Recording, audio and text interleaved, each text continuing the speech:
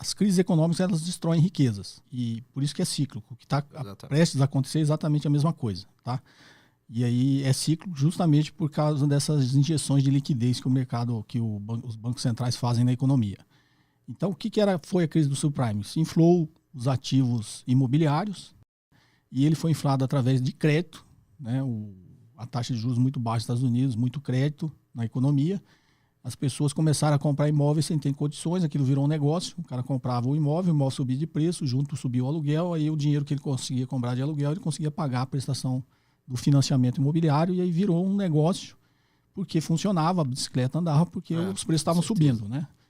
Só que tudo tem um limite, quando os preços pararam de subir, começou a cair, aí o movimento é inverso, o preço do ativo imobiliário começou a cair, junto começa a cair também o valor do aluguel. E aí as pessoas tinham lá vários imóveis que tinham financiado, porque isso tinha virado um negócio, imagina. Mas isso já não pagava mais? Aí o aluguel já não pagava a prestação da dívida, o cara tinha que em algum momento ficava muito inadimplente, tinha que devolver o imóvel, e os bancos começaram a leiloar os imóveis. E aí muitos imóveis sendo leiloados, imóvel na ponta de venda, o preço estava caindo, aí o preço despencou. E aí esses ativos de crédito que eram negociados no mercado, de crédito imobiliário, que é o subprime, que seria as nossas crises aqui no Brasil, eles deixaram de ter valor, porque o que pagava esse subprime era o fluxo de pagamento da dívida, que parou de vir, começou a ter muita inadimplência, então esses papéis, de repente, viraram pó, deixaram de ter valor. E tinha papel desse espalhado no mundo inteiro, o que a gente chama, era um ativo financeiro também, que vai ajudar a responder aqui o seu entendimento, Alexandre, do que vai acontecer, é provável de acontecer agora, e aí essas riquezas foram destruídas, porque esses ativos financeiros simplesmente viraram pó. Então essas crises elas destroem riqueza, e aí esses ativos que deixam de existir, viram pó, ele destrói riqueza de um monte de investidores, que os investidores é quem poupa na economia, né? É quem provê recursos na economia para financiar esse crédito todo. Então essas riquezas são destruídas, o sistema financeiro entra em provável colapso. Tanto que lá quebrou o Lehman Brothers e tal, e os bancos centrais tiveram que intervir para não deixar o sistema financeiro quebrar, né? Assim, às vezes o leigo fala, tá salvando o banco, mas tem que salvar. Porque o seu dinheiro está no banco. Né? Se o banco quebra, você também está em dificuldades, né? E são os bancos que são os intermediários financeiros na economia. Né? São eles que fazem a intermediação entre quem tem dinheiro e quem não tem. Então o sistema financeiro é importante.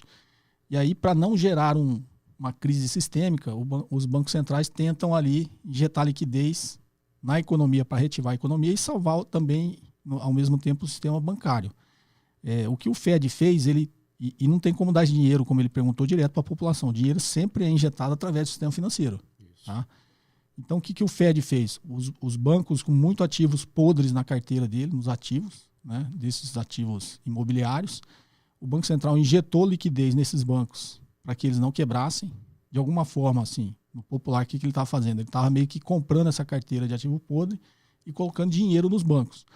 E o que se esperava é que os bancos, com o balanço ajustado, esse dinheiro em algum momento vai transbordar para a economia. O banco começa a dar crédito, e aí a liquidez volta a fluir na economia e reativa a atividade econômica.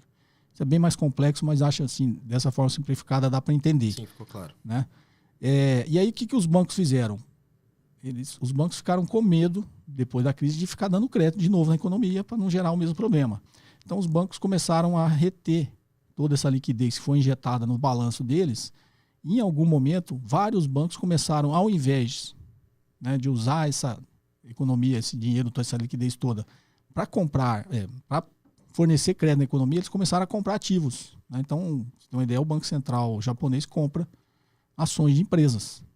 Então, assim, várias bolsas do mundo, inclusive americanas, elas começaram a ter desde o subprime, esse aumento de valor nos seus ativos, nas ações e nos ativos aí de dívida, porque esse dinheiro da liquidez toda que foi injetada, ela foi injetada e foi para os ativos. Então, não gerou uma inflação no consumo, mas gerou uma inflação de ativos, que é o grande medo hoje de uma nova crise mundial, é exatamente isso, os ativos estarem inflacionados, em algum momento, assim como os ativos imobiliários, quando eles começarem a pegar o caminho inverso, né, parar de subir o preço, as pessoas começarem a vender, disparar aí um efeito manada, um pânico, todo mundo começa a vender e esses ativos começam a despencar de preço. Tá?